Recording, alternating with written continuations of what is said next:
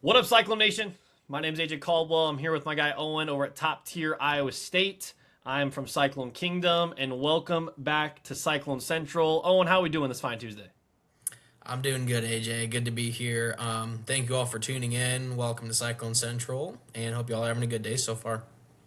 We're excited to be back behind the microphone. We are trying to roll out once to twice a week podcast here at Cyclone Central, so you can go follow us on all our socials, on TikTok, on X, on YouTube, and we'll continue to roll these things out for you guys. We got a great episode ahead, talking about more all-time top fives for Iowa State football, and then the big news of Brendan Sorsby. We will get into all of it from an Iowa State fan's perspective, because Lord knows we got a certain perspective because of one Hunter Deckers in Gyro Brock. But without further ado, let's not waste any more time, because I know we got a lot of Brendan Sorsby thoughts. So I want to get through this top five as fast as possible so we can get to that. But how are you feeling about your list before we get into it? After we did the quarterbacks and running backs last week, we kind of hit on doing the receivers, Yep. and I said it's going to be really hard because there's a lot of really good receivers, a lot of fan favorites, a lot of guys who could have made this either of our lists, but probably didn't. But honestly, the three, four, five spots could be equally as good or debatable with the six, seven, eight, Got 'em. whatever it is. So, Yep. Yep. but Iowa State definitely has a long history of really good receivers. So this is going to be fun. It's going to be a lot of fun. Make sure you guys like and subscribe to the YouTube channel so you can stay locked in to all things Iowa State over here at Cyclone Central. As always, we're going to go 5-1. So we'll each give our five, each give our four, working all the way down to one. And unlike quarterbacks and running backs, Owen, this might get a little bit more controversial. So I'm excited. Oh yeah. Oh I yeah. will start us, since you started us out at number five last week, with the number five wide receiver in Iowa State history. Now, as you mentioned, there's a lot of guys you could put on this list. I think 6 through 10 are interchangeable, and maybe 5 through 10 are interchangeable. I mean, there is that many decent, not only decent, but great wide receivers in Cyclone football history. But if this guy is not on a list, and more importantly, your list, I'm going to be very, very, very curious where he is. Because number five on the list for me, and the only reason he's not any higher is because he didn't have a long trajectory with Iowa State or as many receiving yards, is Hakeem Butler. Hakeem Butler is number five on this list. He has been given a couple chances at the NFL level that has never panned out. Why it's never panned out, I have zero clue, because the dude just torches it in the UFL. He was a specimen, if you will, at wide receiver for Iowa State. Probably, if we're going just strictly on talent without the stats, he might be number one on this list. I mean, the dude is a freak. He's an absolute freak. Some of the greatest highlights in Cyclone football history. He's got like three of them. So he's an unbelievable person, unbelievable athlete for Iowa State. The fact he spent time in a Cyclone uniform is super cool, because he could have played a lot of other places. He's eighth all time in receiving yards. So in terms of top five receiving yards, he's not even in that category. But in terms of the ability, in terms of the 50-50 jump balls that turned into 80-20 balls because of Hakeem Butler's frame, I mean, you can talk about the Baylor highlight. You can talk about the Kansas highlight. You can talk about the bowl game highlight. You can talk about the Oklahoma highlight where he ran over half the Oklahoma roster. I mean, there are just so many things you can say about Hakeem Butler. And in my opinion, he deserves to be on any top five wide receiver list in Iowa State football history. And I would argue, from a talent standpoint, since 2000, he might be top 10 in the Big 12. I mean, he is that special in his college ability. So Hakeem Butler, number five. Yeah, that's a great pick. He is in my top five as well. Okay. To be determined where he lands. Okay. But yeah, that's honestly a really good pick. And that top 10 receiver in the Big 12 since 2000 is not a hot take from a talent standpoint, because the dude was just an absolute freak athlete. Oh, yeah. But my number five is going to be Xavier Hutchinson. Okay. Hutchinson, 3-year guy under Matt Campbell, JUCO transfer from Blinn College, I believe. Led the Big 12 in receptions all 3 years of his career, 2020, 2021, and and 22, finished his receiving career with almost 3,000 receiving yards and 15 touchdowns. Hutchinson was the go-to guy on third down and pretty decent, pretty solid in the deep pass game. Had one, the only negative, the only bash I can really put on him was that drop pass against Texas in 2022. Bro, he was wide open. It was a really bad drop, but other than that, had a really well established and played out Cyclone career. So yeah, he's going to be my number 5. okay. To be determined on him as well. I do not have him number 5. I do have him on this list, so a little spoiler alert there. Okay, but, all right. So I will have some more thoughts on him. But great pick at number 5. Number 4 for me, and in order for me to go to number 4, I do have to give some honorable mentions because people are going to start racking their brains. Wait, he doesn't have this, doesn't have that. Jaden Higgins is not on my list. Now, he is 6 through 10. He is on this list, and the reason why, for those guys listening on audio, Owen's jaw just dropped. The reason why is he was only at Iowa State for a year and a half, 2 years. Yeah. And these other 4 guys have a lot greater trajectory in terms of their time at Iowa State and the stats that they have. But if we were to go top 10, Jaden Higgins, Hakeem Butler, I mean, they're right there. Deshaunte Jones. I'll just get my honorable mention out of the way. Deshaunte Jones. Deshaunte Jones, another one. Sneaky top 10 guy.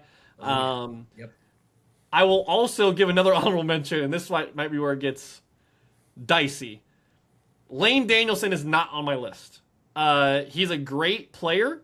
He's an awesome athlete for Iowa State. He's top 5 in receiving yards in Iowa State football history.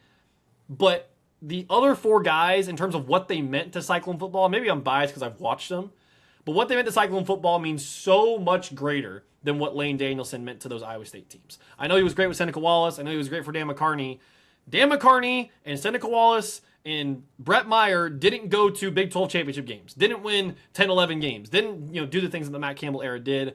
That is also why Lane Danielson is not on my list, coupled with the talent of these other guys. So, with that being said, that was a long-winded way to get to my number 4. But number 4 on the list, Kansas City's own Jalen Noel. Jalen Noel is number 4 on my list. Reason he's not any higher is because of his size. I will just be honest. But his ability and his ways that he got open for Iowa State in crucial moments is unreal. I mean, you think about the Kansas State Snow Bowl game, or Snow game, where he caught a 5-yard out and went 65, 70 yards. I mean, that was this guy's ability and talent. He was a core piece of Iowa State. Keep in mind, he came in his freshman year right after Brock Purdy in 2021, and people kind of thought, what's this guy going to be? He's a smaller freshman player. And by his senior year, he was Iowa State. He was part of the greatest Iowa State team ever. He was one of the leading receivers on the greatest Iowa State team ever, coupled with Jaden Higgins. So Jalen Noel, for me, yes, he's top 5 in receiving yards as well, so that obviously speaks volumes. But what he did at Iowa State, what he did in crucial games, think about at Iowa, at Kenney Stadium, down 13-0.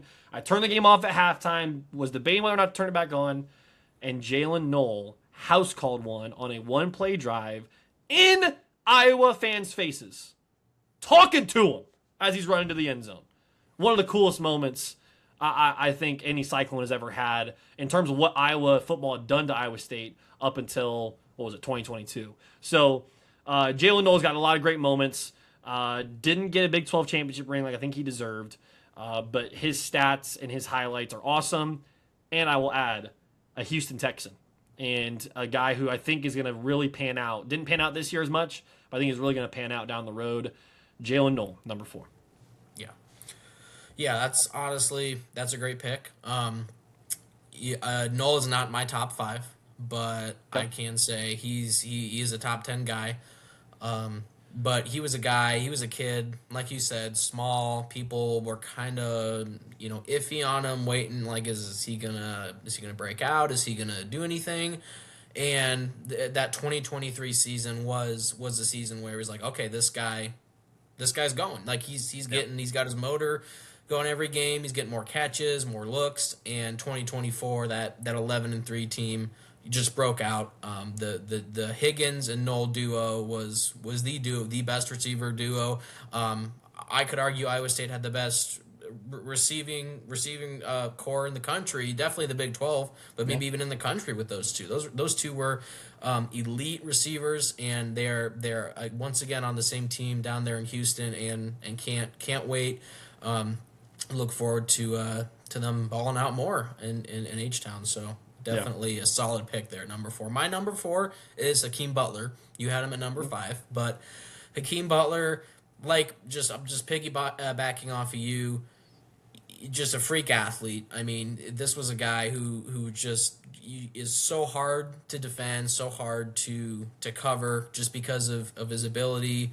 6'5", 6'6", but he could jump. I mean, he could get up there, he could climb the ladder and make really good high contested catches. So like you said, didn't really finish with the most eye-catching stats with only 2,100 receiving yards and 18 touchdowns, but definitely had some insane highlight reel clips and in games when Iowa State needed him the most. So number 4, Hakeem Butler. Yeah, no, it's a great pick. This is where I think we're gonna start kind of going back and forth a little bit, because the order is gonna be much different, considering where you had this guy. Number 3 is Xavier Hutchinson for me. I have to put him top 3 simply because of the stats that he has, as well as being Brock Purdy's go-to guy.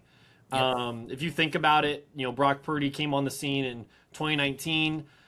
People remember Brock Purdy for throwing touchdown passes to Xavier Hutchinson. Let's just be real about that. He was an unreal wide receiver for Iowa State, top 5 in receiving yards. Actually, I think he's number 2 on the list.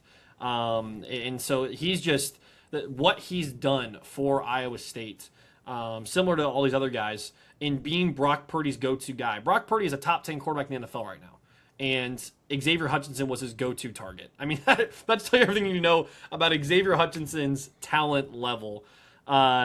He has some highlights where I'm just like, how did this guy go so low in the draft? And how is this guy not used more in the NFL? He's on the Texans as well, the Iowa State Texans. But he's just got some unreal catches, some unreal highlights. I remember going to the Oklahoma State game in person at Jack Trice, where they upset Oklahoma State, which was an awesome game. He had an unreal diving catch in the end zone, and then one that was ripped off the board for no reason. Oh, and I was sitting in the section right where it happened. So I'm in the upper level watching Xavier Hutchinson streak into the end zone untouched. And because he skipped into the end zone, it was deemed taunting. He skipped. Apparently we can't skip anymore. Apparently we can't allow athletes in that haven't bet before, as we're going to talk about soon. So it was just an unreal rule call. That call was horrible. It was the Big 12 head referee is one that Iowa State fans have a hate relationship with. I don't think there is a love-hate relationship with that referee. He just makes bad calls all over the place. I should have known. Big 12 officiating crew. Honestly, people could argue the death of some Iowa State teams. Yes. 2022 to 21, 24 range, or whatever. But yeah. So X is my guy. I love him. What he did for Ames.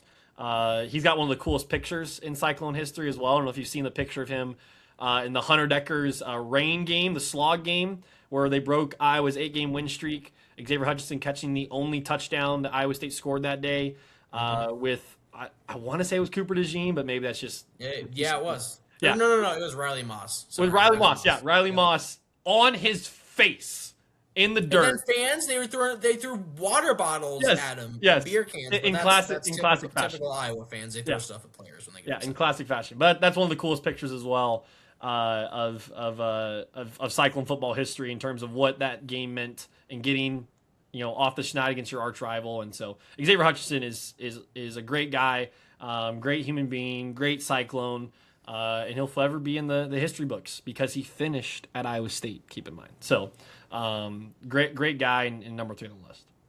Yeah. So my number 3, we're on number 3 now, I believe. And it's going to be Jaden Higgins. And so Higgins at number 3, it could definitely be a take. Wow. And I understand he only played 2 seasons at Iowa State, but in terms of raw talent, in terms of football IQ, route running, um, he's good. I mean, this is someone who I fully expect to be a top 10 receiver in the NFL pretty soon. Yeah. Higgins in his 2 years, I believe, was a Eastern Kentucky or Western Kentucky transfer. First year, Yeah, I almost can't had remember. 1,000 receiving yards at the Power Four level, and then did eventually surpass that 1,000 plus receiving yards mark in 2024. Eastern Kentucky, yeah. 87 Eastern Kentucky. receptions. 87 receptions his senior year. That's a lot of receptions. He finished with 140 in his career. This guy was really hard to defend, and definitely even though Knoll was fun to throw to for Beck, I think if Rocco Beck was at, hey, who's your favorite receiver to throw to at your time at Iowa State, he probably would have said Higgins. Yeah. But yeah, I mean, honestly, I would, out of all the receivers that I've seen play at Iowa State in my time here on this earth, if I had to pick one and say, hey, we have an All-American corner, who are you going to pick to go against him?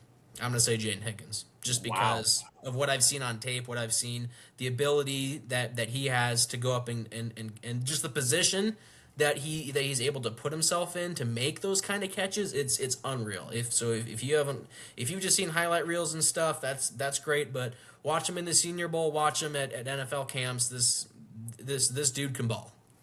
Wow. Well, we basically kind of flip-flopped Jalen Knoll and Jaden Higgins, I think. So, yeah, they're a great duo. I love Higgins. He has created lifelong memories for me as a Cyclone fan. But because of these top two guys, I can't put them anywhere near this top five. Because one of these guys literally changed Iowa State football, and one of these guys was a cheat code. So I'll start with number two. And it might give away number one, but such is top five lists. Number two, and I got to tell a little story with this one, Owen, so bear with me. But number two is Allen Lazard. He is, in my opinion, the most important Cyclone wide receiver, and I would argue Cyclone football player ever. Let me explain what I mean. What he did for Iowa State in being, keep in mind, the best recruit of the Paul Rhodes era in 2014. Allen Lazard was not a Matt Campbell guy. Allen Lazard was already in the building with Paul Rhodes in 2014.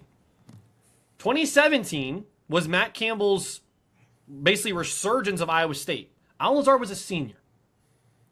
Guys, Allen Lazard didn't get a chance to see the Brock Purdy's. He didn't get a chance to see the Rocco Becks. Hunter Deckers. I mean, The Hunter Deckers, the Big 12 championships, all this different stuff. He was a part of that starting. It doesn't start without Allen Lazard, and specifically, it does not start without Kyle Kempt to Allen Lazard at Oklahoma. I was driving back from college. I think it was a sophomore at the time, or a freshman actually. And you know how it goes being an Iowa State fan, especially in the 2010s. You see who's on the schedule. You see what time it is, and you're like, that's a good time to have an 8-hour drive. It's not going to be close. And so this is back in the day before YouTube TV, before it had taken the world by storm. And so I, like a loyal Iowa State fan, was casually following on Gamecast. And you start to kind of see, halftime, Iowa State's staying close, but Iowa State stayed close in the first half before and then lost by 70. yeah. Third quarter, they just took the lead in the third quarter. Oh, interesting. I mean, that's going to be a quality loss, a good morale loss for Iowa State. Fourth quarter, still tied. I'm just like, doesn't Oklahoma have Baker Mayfield and CeeDee Lamb and all these guys? Like, what, didn't Baker Mayfield win the Heisman that year? Like, what? Yeah. What, no, Oklahoma, that team was cracked. Aren't they third in the country? Like, what's going on here? And I'm just like, confession time, I'd never heard of Kyle Kempt until the week of the game. Like, I had heard of Jacob Park. I knew Kyle Kempt was on the roster, but I had never heard of this man. And I'll be honest, seeing him throw the football was just like, this guy seemed like your typical Iowa State quarterback, not very agile, not very mobile, and probably going to lose the game. But he just kept throwing darts. He kept throwing touchdowns. Trevor Ryan's going down the sideline untouched against the Oklahoma Marty defense. Murdoch, shout out to my guy, Marty Murdoch! Follow Up the Cyclone field, Kingdom, by the way. Shout out Marty. 10-5 touchdown. Yep. Yes, love Marty Murdoch. Threw a great block on one of the touchdowns as well. Yeah. And so it's 31-31, and I'm like, hold on now. I kid you not. I pulled over. I plugged in a Buffalo Wild Wings. I was like, I have to see the end of this game. It's 31-31 in the fourth quarter. I literally swerve into a Buffalo Wild Wings parking spot, rush in. I'm by myself, keep in mind. I'm not with people. I look like a lunatic. And I run into Buffalo Wild Wings workers. Keep in mind, and you guys probably experienced this as well, Buffalo Wild Wings workers could not care less about sports. So Buffalo Wild Wings, if you're going to hire people, at least hire the people that know what's on the TVs and know anything about college football whatsoever. I walk in, I'm like, hey, where's the Iowa State Oklahoma game? And they're like, the what? And I'm like, I want to slug you in the face. I turn to my right. I kid you not. I turn to my right in the most beautiful moment in a Cyclone fan's football lifetime. I turn to my right, and what do I see? Kyle Kemp dropping back to pass on 3rd and 8. I didn't even have a table yet. 3rd and 8, and he throws a dime to Alan Lazard, climb the ladder, and then my favorite football celebration ever of Alan Lazard growling and barking like a dog all over Oklahoma. He dog crawled all over Oklahoma en route to the greatest win in Iowa State football history and the arrival of Iowa State football, I would say ever, but probably since Seneca Wallace. Yeah. That's a long-winded way of saying Alan Lazard, his stats, his loyalty to Iowa State. I know transfer portal wasn't really a thing yet, but the way that he changed Iowa State football in an instant. No Brock Purdy, no Rocco Becht, none of these great all-stars. Kyle Kemp balled out that year, but Alan Lazard made Iowa State, and he deserves to be respected in Iowa State athletics history. Because think about what happened to basketball after that. Think about what happened with Matt Campbell and Iowa State after that. Alan Lazard's catch started that. Shout out to my guy. He's a free agent, by the way. I don't know how any NFL team hasn't signed him. One of the best blocking wide receivers in the NFL, and a loyal wide receiver that is great for any organization. Somebody sign this man. Shout out, Alan. Yeah, no, he's my number 2 as well. Spoiler. So yeah, this, like you said, this guy, he started it, right? He really changed the trajectory of Iowa State football, and this is not to like undermine or devalue his first 3 seasons as a Cyclone, but when you look at like those 3 seasons combined to his senior season, it's like, wait, he played 3 years before that? Right. So yeah, I guess since you shared where you, I think everyone was like, you can go up to any Cyclone fan and ask, where were you when the catch was made? Yep. So I'll share mine. I definitely was not as cinematic, I guess, or as hectic as yours was, but I was in my dad's house just watching football, and he was going crazy. I like just started to watch Iowa State football, so I was going crazy too, and I remember looking at Oklahoma and like that. No, is that the ranking? I was like, yeah, like whoa, like we're 2-2, and we're beating this number 3, number 4 Oklahoma. Our starting quarterback had just checked himself into a mental institution. Like, it was bad. Yeah. And so that game, that play, it just, something just snapped from there, right? And obviously it started with that win. Matt Campbell's first season went, I think, 3-9, 4-8, something like that. And so people were like, okay, we're 2-2. We lost to Iowa in a really close game. It was closer than the last year, but we still lost to them. Then I think it was Texas as well, lost to Texas at home. And then, whoa, we beat Oklahoma. And then, whoa, we beat TCU? And Alan Lazard and Akeem Butler are balling out. Like, those 2, but more specifically, Alan Lazard shaped that 8-5, even though it was just an 8-5 season. Yeah. He shaped that season, he shaped the team, and he set the standard for many great receivers to come after him. And I think Alan Lazard at number 2 is right where he belongs. Yeah. And he made a game-winning touchdown catch against Memphis as well in the bowl game. So yeah, little toe tap toe tap, toe drag swag, deflection. Off the fingertips of Yep. Murdoch, I think. Yep. Just like we drew it up in Iowa State football. Yeah, I love me some Allen. He's great. So, number one, I'll be shocked if this isn't your number one because this guy was a straight up cheat code. Todd Blythe. I mean, one of the He's my greatest, number one too. Spoiler. I'll just let AJ break it down. Yeah. Yeah, he's one of the greatest wide receivers of his era. I mean, let's just be real. I know he didn't have any great teams, similar to Seneca Wallace, where they kind of get forgotten about because they weren't on great teams. The defenses of those Iowa State teams, yikes. But Todd Blythe was unreal. I mean, dare I say the white Calvin Johnson? I mean, this guy was unbelievable. I saw a highlight recently, tweeted out on Cyclone Kingdom if you want to follow us over there for fun Cyclones nostalgia. Against Texas A&M, did you see this? Against Texas A&M in 2005. You want to know what Alan's art? You want to know what Todd Blythe's stats were against Texas A&M? 2005. He finished that year with exactly 1,000 receiving yards. So yeah, 5 touchdowns. It's like, okay, that's a pretty good game, but I mean they got down to the goal line probably a couple times and 269 receiving yards in a football game against Texas A&M, big bad Texas A&M in the Big 12. Todd Blythe beat them by himself. Keep in mind, Iowa State was not good. He had to literally beat them by himself. He's number one all time in receiving yards. He's number one in a lot of Cyclone fans' hearts, and he wore number one, which is super cool. I actually got to meet him when I was like an 8-year-old kid, and he was the coolest guy ever. I mean, and to this day, he's still really cool. So shout out Todd Blythe if he sees this, but I think he makes his way around Twitter sometimes. But yeah, I mean, there's not enough you can say about him. Played with Brett Meyer, who, while he threw a lot of interceptions, also was like, the meme. He's down there somewhere. He's down there somewhere. Yeah, that was Todd Blythe, man. Yeah. That was Todd Blythe. So, yeah.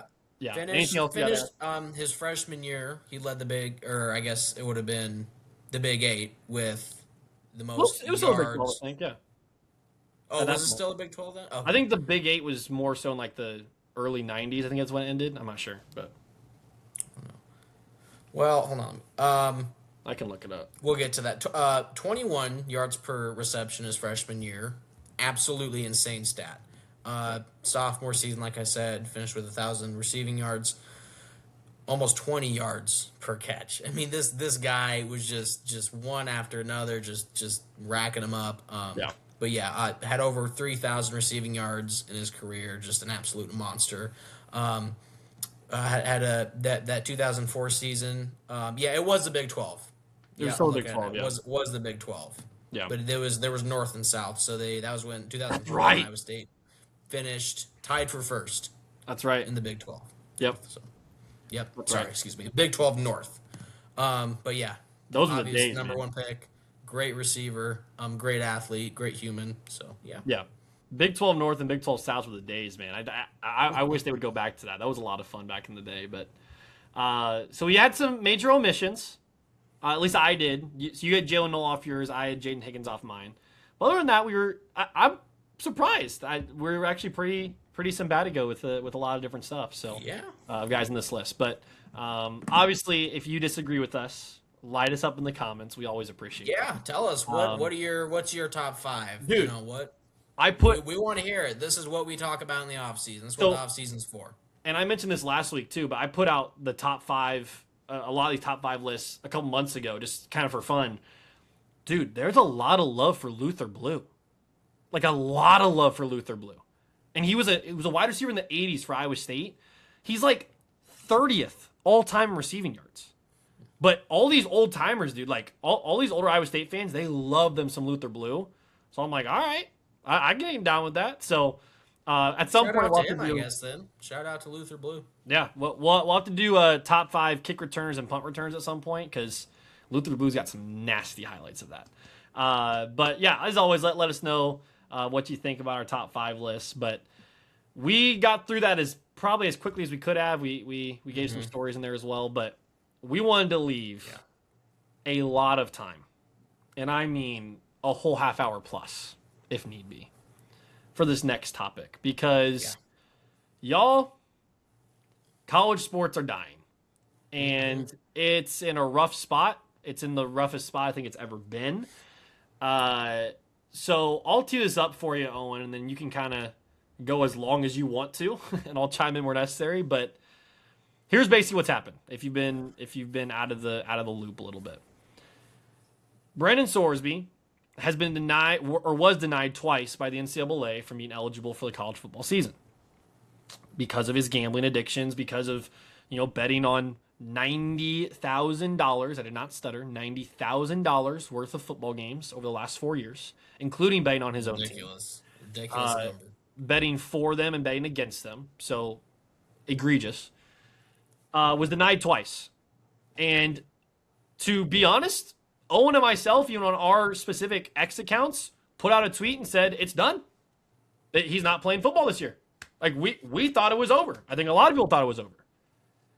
Not when you're in Texas. A judge in Texas, literally yesterday, 2 days ago, brought down an injunction allowing Brendan Sorsby to be eligible for the 2026 season. And further, in the document, which this blew my mind, I've never seen this before, the NCAA is not allowed to refute it. So if they try to appeal it, denied. If they try to talk about it, denied. If they try to bring it up and say this is an issue, denied. Because of a judge in Texas. This is not Brendan Sorsby's fault. He owned up to it. But the fact that we are here, and this will all tee you up with, Owen, proves why this bill by Congress to give the NCAA more power is both a great thing, but also a scary thing because they suck in courts and they can't win anything, as Owen mentioned last week. The floor is yours, sir. Yeah. I guess I'll just start off by saying, and just go off what you said, this reflects the current state of college sports, college football, more on a broader scale than basketball, baseball, whatever. But just where we're at right now as a country, as the NCAA, as an association, and as a fan base. Obviously, there's no one right now that's looking at this and saying, "Oh, that's a good thing. Oh, wow, okay, cool. Let's move on." This has the whole country riled up. It has every conference, not just the Big 12. We're seeing teams and commissioners from the SEC, the ACC, the Big Ten saying, we need to boycott Texas Tech. We're not going to play them. Let's come together and come up with something so we don't have to play them if they make the playoffs. Like, wow. I mean, the levels that this has gone to and that this entire situation is at is insane. This has caused way more drama, way more chaos than it needed to. Mm-hmm. And I think, honestly, we thought it was over. We thought, like, okay, this he'll just go to the draft. This dude, like, he understands he really messed up, and then boom, it just out of nowhere, a judge, some random judge in Texas, Houston grad, says, nope, you can play. You're fine. You're good. You're good to go. And it really sucks. And I mentioned the fan part, like us fans, we can't do anything about it, but just sit back and watch it happen and argue about it and shout about it and yell about it. And like, it just sucks. Cause like I said, it reflects the current state of college sports, realignment, conference talk of a super conference. Like, what happened to the sport that we know, that we love? Why? Why? The system wasn't broken. The Big 12 with OU and Texas wasn't broken. Why try and fix it? Why? Because there's a couple of people who are rich and want more money, who want more TV. Like, why? The 14 playoff was fine. Okay, maybe it could have been expanded to 8 teams, but it was fine. If it's not broke, why would you try and go in and fix it and mess with it and expand it and fidget with it when we the fans are content with how things are? There wasn't any problems. This wasn't happening. There weren't any gambling issues 4 or 5 years ago. And what this does is this shows the younger generations, future generations of college athletes that I can gamble on my team. Hey, I can do this. You know what? I feel like I can. You know what? I feel like I want some money, so I'm gonna bet $10,000. So I throw an interception against UMass today and cash out on that. And you're trying to stop me from playing? Well, I'm sad now. I'm hurt. Please help me. I'm poor. I'm gonna be homeless. I'm gonna be living on the streets. Please, no. You're a college athlete. You try to take advantage of the system that was just brought up out of nowhere. A system that was put in place, that was just shoved in all our faces of NIL and the transfer portal. You're getting paid to play, which is like, just be fine with that. Be grateful of that. Don't, gambling addiction, that's one thing. All right? But you have to be smart about it, and we, without enforcing proper consequences and actually following through on those, all trust, all integrity, all reliability with the sport, with the commissioners, with the NCAA it's just lost. It's gone. It's meaningless. Things will start to mean less. Ratings will start to go down, and not this year, not next year. But like we've said before, these $50 million, $60 million rosters aren't just going to keep piling up year after year. Something's going to give. These injunctions, these crazy situations and chaotic conflicts, they're going to come boiling down and falling. Like it's going to all come crashing down eventually, like the stock market in 1929, right? Yeah. This will fail. The system will fail. Yep. The way things are set up are not what is best for the sport. And I can't help but feel bad for the people like Cody Campbell or Joey McGuire who are trying to be the banner of the Big 12. Texas Tech trying to be the big dog, the lead train here and get something going for the Big 12. Cody Campbell's trying to save sports with bills and Congress, and then this just hits. This hits, and it hits hard. And they're sitting there with just their desk, an empty desk, and a phone that says the starting quarterback can play now, but the entire country hates him, and conferences are looking to boycott us. Yeah, that's what they're left with.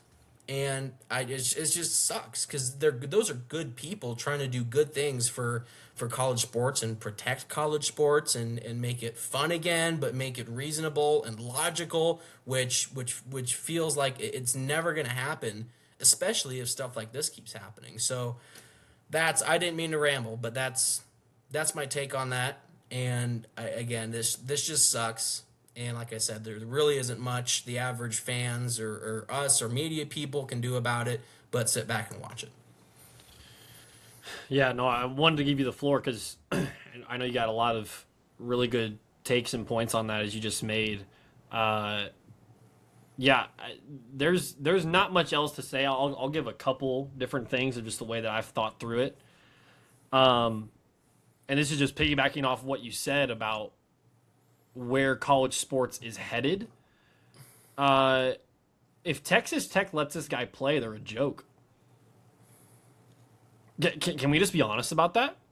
Yep. If Texas Tech University of the Big 12 Conference lets this guy play a game, yeah, he suspended 2 games. It's a slap on the wrist. If they let him play a game this season, they are a joke of an organization, of a university, and they should be sued. Does that mean they're the ones who caused this? No. But the ball's now in your court, Texas Tech. The ball's in your court. And the fact that they're even considering the statement they're putting out about we're here to help for Brendan's future. Are you? Are you here to help his future? Or are you here to help him win a couple football games? Are you here to help him get to the college football playoff? Are you here to try to not get skunked again in a college football playoff game? The irony in all of this, y'all, is that it's Texas Tech. If it was Arizona State, it's like, okay, you played Texas well, you represent the Big 12 well. Texas Tech isn't worth a lick in the college football playoff. And they want this guy to play because he thinks he's gonna be the one to take him there. It's a joke. He shouldn't set foot on a football field. At least in college. What the NFL does with them, they can do whatever they want. But I can tell you their this, problem now. That's their issue. the NFL spits people like that out. If he was in the NFL, that's a Johnny lifetime Manziel. ban. Ask Johnny Manziel how the NFL went and how he handled everything. Yeah. Oh yeah. Guys, Brendan Sorsby is not in the NFL. You're never playing football again. Brendan Sorsby is not a critical thinking human being. Can I just be blunt and say that? I'm sure he's a well-meaning guy. He's not thinking critically or maturely, and you are letting him off the hook. And he was like a freshman and sophomore at Indiana when he did. So he was right in the, he was underage. He was a young guy. But this is for all the young men out there, the young athletes. This is why it's important to think critically about these things and to listen to the older generation, the people that say, you need to be smart with this. You need to be smart with your money. You need to be smart with your decisions and your choices because they'll come back to bite you. You have zero excuse. They'll come back to bite you. Yeah. You have zero excuse. And that's not to mention Indiana and them not speaking out about anything. They're the current national champions, and they haven't said a word. They haven't said a word about any of this. He was at your school when it happened. You should be penalized for this. Indiana, the current national champion contenders, the current reigning national champions in college football, you should be penalized. You should have scholarships revoked. You should have a ban on a season, whatever it is. Guys, if stuff can happen to Michigan University, it should happen to anybody. And that's the point. The point is that Texas Tech, if they let Brendan Sorsby play, all bets are off. All bets are off because not only is college football now dead or dying or close to dying, some of the points you made about the college football playoff and expanding and all different stuff, but now Texas Tech is responsible for housing in their dorm rooms, feeding in their cafeteria, helping attend in their classrooms, and encouraging on the football field a liar and a gambler. Do we realize that? We say, oh, Brendan Sorsby didn't lie. He owned up to it. He owned up to it 5 months ago. He's been betting on games since 2022. That is called lying. And now you got me on my high horse and you got me on my rant. But that is called lying. And if Texas Tech lets him play, they are aiding and abetting a liar and a gambler. And not only is that wrong in college sports and athletics, that's wrong legally. That is wrong legally when you have a job and a vocation, which, by the way, sorry, college athletes, you're now employees. You want money? You got to be responsible with it. You want money? You got to be responsible when HR calls you out for it. You want money? Don't squander your opportunity. Because here's the bigger point, and I'm surprised we haven't even mentioned it yet. To Hunter Deckers and Gyro Brock and Noah Shannon from Iowa, the only time I'm ever going to side with Iowa Hawkeyes and their fans, I'm sorry. Yeah. I'm sorry. Because you don't deserve to have to be in the UFL or the CFL or an insurance agent right now because you were told you couldn't play again for betting on one season. You bet on one season. Noah Shannon bet on 2 games. 2 games. Hunter Deckers bet $5 on a game that he was a red shirt for. He wasn't even playing. He couldn't play. He was a red shirt. It's an asinine situation. The NCAA, yes, they got outbid. So I can't put the full blame on them. But at the same time, you care more about your money than you do about fighting this. Because if you did, you would go to court and say, screw the money, screw how much we lose in a lawsuit. This isn't right. It's not right. But your, higher ups or whatever, oh, we got to be careful. We got to be calculated. Screw your calculations. Screw it. Because this guy is now putting a mark on college football that this is okay. And whatever rules you have, as long as you got a judge in your court and a judge in your city that agrees with you, this is the example I gave on Cyclone Kingdom today. Imagine you are going to move to two places. You got place A and you got place B. Every single person you've talked to, your pastors, your friends, your parents, whoever, says place B is the way to go. You got to go to place B. Place A ain't for you. You got to go to place B. It's a wiser investment. It's a more mature investment, whatever it is, for your job, whatever. And you're like, I hear them saying place B, but I just want to make sure. And you talk to not multiple, one person that says, I don't know, man, place A's got a lot of appeal. And you're like, I knew it. I should move to place A. That's what just happened 24 hours ago. Yeah. Every single person in the Brendan Sorsby situation said place B is where you belong. You should never step foot on a football field again. Your football career is over because the NFL isn't going to touch that. One judge in Texas says, just kidding. Just kidding. And in fact, not only just kidding, but NCAA, screw you. You can't say anything about it.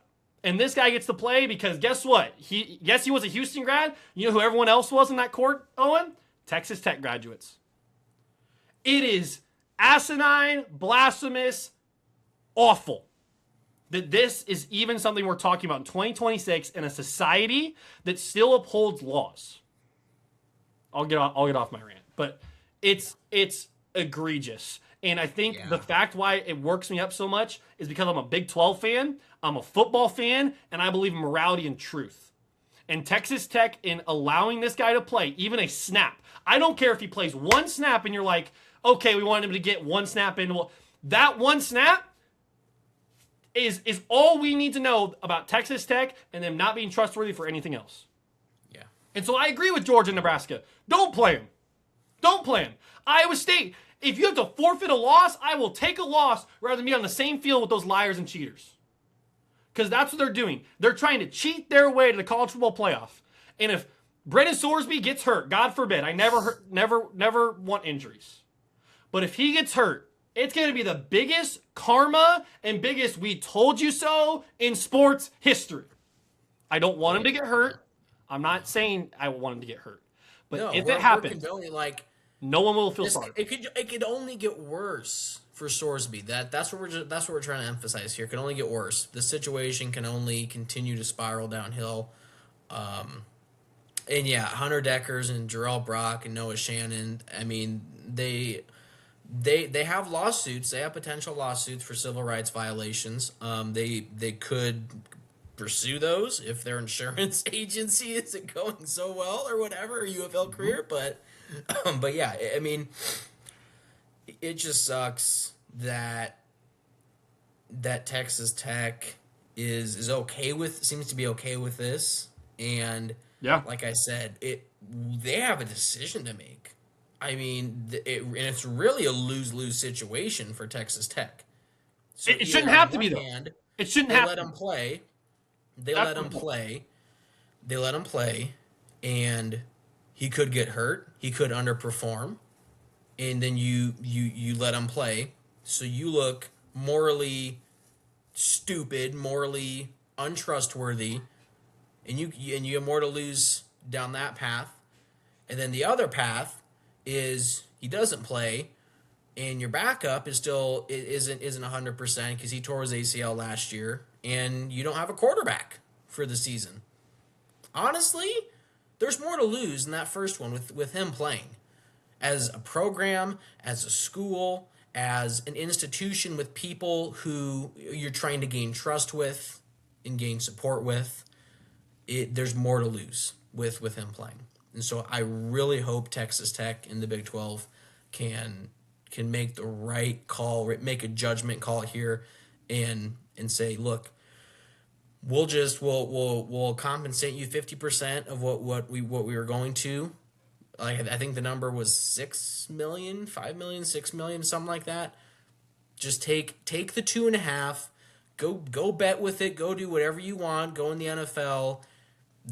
We're disappointed that you made these decisions. It was nice knowing you. Here's the door. That's what they should do.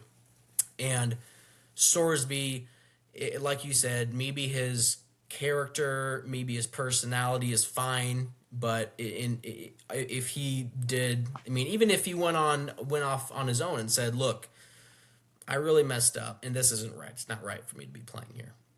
It's not right. I messed up."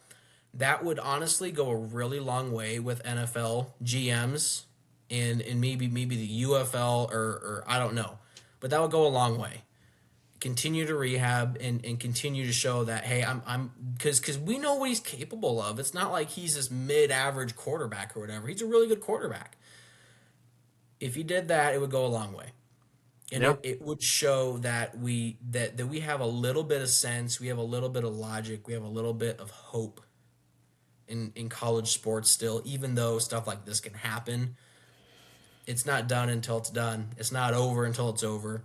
And hopefully something good comes out of this. But until then, hope so, man. Until then, we just have to sit around and watch and wait. But hey, it makes for good off-season talk and content and debate. So, oh my goodness, and that's what we're here to do and break down here at Cyclone Central. I will say that. Yeah, I guess that's all I have for that the Brendan Sorsby situation. So I'll let you finish this off here.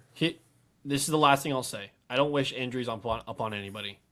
No, we're not trying to say we hope he gets injured. We're here's what I will scenarios of like how could this only get worse for Texas. Here's what I will say. I hope Texas Tech is awful this year. I hope they're terrible. BYU, take the reins. Go Mormons, go. Like, yeah, exactly. I don't care if it's BYU. I don't care if it's UCF and Scott Frost figures it out. I hope Texas Tech is terrible this year. Central Florida. My bad. Florida. Sorry. I hope they're terrible. And here's why. You deserve it. You deserve whatever's coming to you. If one of your players gets targeted and the person is not ejected from the game, I don't want to hear, I'll go further. I don't want to hear a single Red Raider fan give a complaint about a referee not giving them a call. Which honestly, we I don't want to hear lick. If this guy plays, if this dude plays, I don't want to hear lick. He might no, when we're being serious when we say this. Oh, people are headhunting. Literally going to be headhunting. Dude, people are going to be headhunting Brendan Sorsby. He is one of the most hated people, not just in college football, but in the whole country right now. In the world right now. Hates this guy. They are going to be trying to take his head off. And so, no, I don't want anybody to get injured. Concern. Like we're not joking when we say that. That's legitimate. I want, this is what I want. I don't want any injuries. I want everyone to be healthy. I want Texas Tech to have I want Joey McGuire to be, just ready to roll it out. And I want them to go 5-7. And Brendan Sorsby throws 20 picks. And if they don't kick him off the team. If they don't kick him off the team. In this situation, right. The right decision. Which I hope that they still do. Yep. But in a situation where they don't do anything, I hope it's one of the worst seasons Texas Tech's ever seen. And that's what I will hope for, because they deserve whatever's coming their way. And yeah, if you're a Red Raider fan, you better watch a football game and keep your mouth shut, because you already have a quarterback that has broken the rules and gotten away with it. So if there's not a pass interference call that doesn't go your way, too bad, so sad. Go on your way and start betting on games if you're sad about it. And start trying to find a solution in money, because that's what your quarterback does. That's what Texas Tech does. That's what the courts do. I don't want to hear lick from Red Raider fans. I don't want to hear it. Yeah. I don't want to hear it. And here's Austin B. I put out a tweet saying teams that I'll be like rooting for this season if they make the playoffs, or if they're playing a team I don't like, just teams that I like and I don't really have any beef with or hate. Uh-huh. And excuse me, Texas Tech was one of them. This was a day before we got the news that he had been granted an injunction. So the heat I got the day after was oh my goodness. Yep. Because any Big 12 fan, is rooting for Texas Tech. Like I would say a decent amount even before this. I love Texas Tech. I loved them. Patrick Mahomes is from Texas Tech. We don't they're like I said they need to be the team in the Big 12 to carry them to the playoffs, Yes. and this just makes it so much harder to root for them if they do make it that far. And so hopefully BYU's good, hopefully Arizona's good or Houston's good or something, and because honestly now I really don't want to see Texas Tech rep the Big 12 if he plays. Option B is this, and we'll finish with this. This is a fun option. Chaos ensues. And Texas Tech is really good. And they go 11-1. And they go to the Big 12 championship game. You know who they see there, Owen? The shock the world. Who needs a rebuild? Iowa State Cyclones. Lightning in a bottle. Okay. And you know who has to figure out who they want to cheer for? The Iowa Hawkeyes. They walk into the Big 12 championship game. Because Iowa plays in the Big 10. They're not going to be playing in their conference championship game. Let's just be real about that. And they have to now choose. Do I cheer for the team that is playing my arch rival but has a quarterback that got away with something that my player didn't? Or do I cheer for the team that could ultimately put the you got what you deserved, even if it's the Iowa State Cyclones? That is option B. That's that a would great rock scenario. the Great world. scenario there, AJ. That Great. would rock the world. Hawkeye fans, let us know. Let us I know want, yeah, in the exactly. comments. I want to know the answer to that. If Iowa State This catches, is a question. if Iowa State catches lightning in a bottle, let's be real, and we'll give a season preview in like a We're month. just saying we don't think it'll happen. We don't think it'll happen. No, we're just saying if. Like what? But what Indiana caught lightning in a bottle and won the national championship. Yep. If Iowa State catches lightning in a bottle, their schedule is not that difficult. They got a couple tough games. They don't play Texas Tech. I want to know from Hawkeye fans and really from any other school that had to deal with betting scandals, who would you cheer for? Because Iowa State fans have been getting a lot of heat lately from Kentucky fans, from Hawkeye fans, from everybody else. But if we're the ones that can take down big bad Texas Tech, the liars and the cheaters, do you want that? Or would you rather have the cheaters represent a conference in the college football playoff? That's the question of all questions. And that is scenario B that probably won't happen, but would be super, super cool. We appreciate you guys joining on tonight. We absolutely love this podcast we have to do week in and week out. Make sure to like and subscribe on YouTube. Follow us on X. Follow over on TikTok. And we'll be back later on this week, hopefully with some new Texas Tech news of them cutting Brendan Sorsby from the program. But here's hoping, but not suspecting it. So he's Owen. I'm AJ. Owen, you got anything else, my guy? No. Another great episode. Stay tuned. We got a lot of fun stuff coming up for this summer. So yeah, hopefully something, like I said, hopefully something good comes out of the situation. But until then, roll clones. Roll Clones, baby.